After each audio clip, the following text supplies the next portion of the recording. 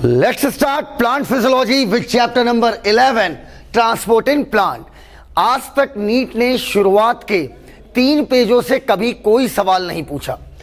इस पेज से आज तक कोई सवाल नहीं, इस पेज से भी आज तक कोई सवाल नहीं और इस पेज से भी आज तक कोई सवाल नहीं पूछा। सीधे आते हैं page number 178। This table is the most important table of transport in plant. Transport in plant में टेबल सबसे इंपॉर्टेंट है। इस टेबल को मार्क कर लीजिएगा।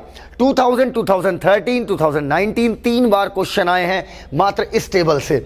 अब इसके बाद अगर हम आगे बढ़ें तो अगला पेज नंबर 179 से क्वेश्चन आया था बहुत सरल 2017 में कि water potential by convention the water potential of pure water at standard temperature अच्छा which is not under any pressure is taken to be 0। फिर 2022 में अगली ही लाइन आई, if some solute is dissolved in pure water, अगर solute डालेंगे तो water potential और नेगेटिव हो जाएगा, तो आपका फ्री वाटर मॉलिक्यूल आपका पहले की तुलना में कम हो जाएगा। तो सीधी बात है, फ्री एनर्जी कम, वाटर पोटेंशियल कम। इसके बाद अगर हम बात करें पेज नंबर 180 से 2014 में सिर्फ ये एक लाइन से सवाल आया, in plant cell 2014 the cell membrane and the membrane of vacuole, जिसे हम बोलते हैं टोनोप्लास्ट, ये आपके मिलकर डिटरमाइन करती है movement of solute in and out of the cell. Page number 181 से आज तक कोई सवाल नहीं, 182 पर आए तो 182 में इस लाइन से 2019 में क्वेश्चन आया है।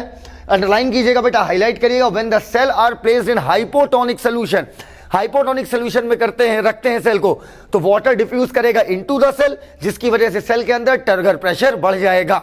अच्छा, इसके बाद अगर हम बात करें पेज नंबर 183, इम्बाइबिशन से आज तक कोई सवाल नहीं।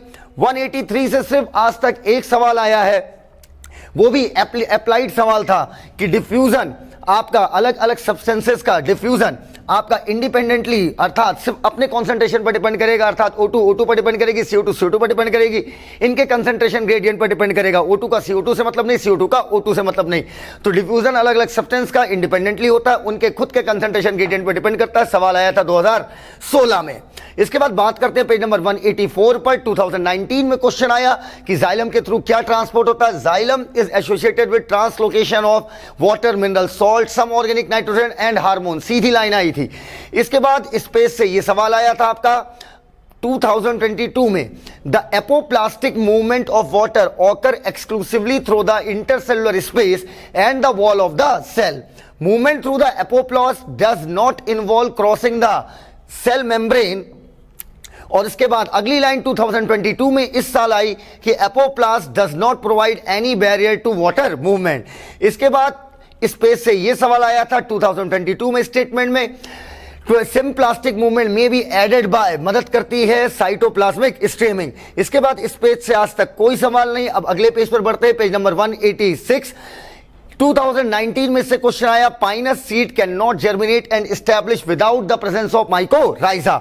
इसके बाद रूट प्रेशर से सवाल आया। रूट प्रेशर बहुत इंपॉर्टेंट टॉपिक है। अगर हम बात करें नीट के पर्सपेक्टिव से, रूट प्रेशर से क्वेश्चन काफी आते हैं।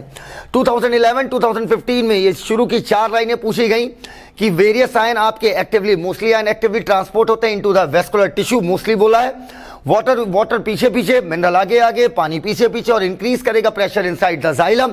और ये पॉजिटिव प्रेशर क्या कहलाता है? Root pressure. इसके बाद 2020 में आया कि रूट प्रेशर का जो इफेक्ट होता है वो हम ऑब्जर्व कर सकते हैं at night and at early morning when evaporation is low and excess water collect in the form of droplet around special opening of when near the tip of grass blade and leaves of many herbaceous plant. और इस तरीके के water loss को 2021 में, 2020 ये वाली line आई, 2021 में ये वाली लाइन आई कि वाटर का लॉस लिक्विड फेज में क्या कहलाता है? गटेशन। इसके बाद इस पेज से कोई सवाल नहीं। 187 से अगर हम बात करें तो 187 का बेटा ये लाइन मोस्ट इंपॉर्टेंट है। अभी तक याद रखिएगा, मैं आपको 3 इंपॉर्टेंट पॉइंट बता रहा हूं। इंपॉर्टेंट पॉइंट नंबर 1 आपका जो मैंने आपको शुरू में टेबल दिखाई, सिम्प्लास्ट एपोप्लास्ट में डिफरेंस। और तीसरा ये मोस्ट इंपॉर्टेंट पैराग्राफ है, द इमीडिएट 2022 में लाइन आई थी, the immediate cause of opening and closing of stomata is change in the turgidity of guard cell. इसके बाद अगली लाइन 2017 में आई, the inner wall of each guard cell towards the pore और stomatal aperture is thick and elastic. जब turgidity बढ़ जाएगी तो दोनों गार्ड सेल जो फ्लैंक कर रही, ढक रही स्टोमेटल अपर्चर को, थिन आउटर वॉल आपकी बल्ग आउट हो जाएगी और वो मजबूर कर देगी, फोर्स कर देगी इनर वॉल को कि वो क्रिसेंट शेप में आ जाए।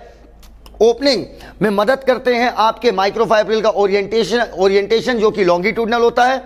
और जब गार्ड सेल से आपके K+ निकले, पीछे पीछे पानी निकल जाएगा, टर्गर प्रेशर लूज होगा और स्टोमेटा अल्टीमेटली बंद हो जाएंगे। तो द इमीडिएट से लेकर क्लोजेस्ट तक आपको अंडरलाइन करनी है। यहां पर 2022 लिखिए, यहां पर 2017।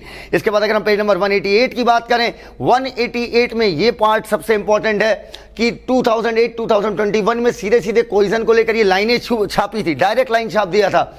तो कोइजन वाली लाइन को अंडरलाइन करिए, एडिशन वाली और सरफेस टेंशन।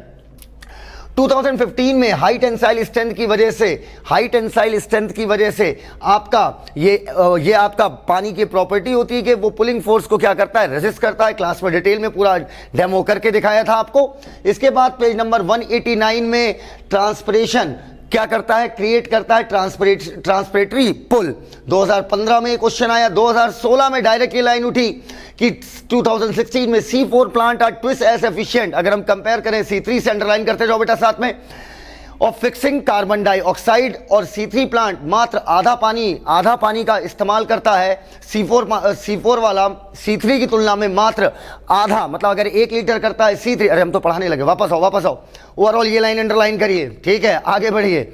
इसके बाद अगर हम बात करें पेज नंबर 190 पर, 190 से सवाल आया सिर्फ एक, 2019 में कहता है the direction of movement in the phloem can be upward and downward, मतलब बाई डायरेक्शनल हो सकता है, डिपेंड करता है नीड पर। 191 की बात करें, नीड पर, अगर हम 191 की बात करें तो मास फ्लो हाइपोथेसिस से आपका एक सवाल आया अभी तक 2011 में, the sugar is then moved in the form of sucrose into the companion cell आपका, and then into the living phloem sieve tube cell by active transport, मतलब शुगर का ट्रांसपोर्टेशन चाहे आप कंपेनियन सेल से सीव ट्यूब में कराओ, चाहे इनसे बाहर निकालो, एक्टिवली होगा। 2011 में क्वेश्चन आया। इसके बाद सीधे बात करते हैं पेज नंबर 192 पर, गर्डलिंग एक्सपेरिमेंट को लेकर क्वेश्चन आया। ये किस चीज को एक्सप्लेन करता है? A simple experiment called girdling experiment was used to identify कि कौन सा टिश्यू से आपके फूड का ट्रांसपोर्ट होता है और रिजल्ट ऑफ फ्लोएम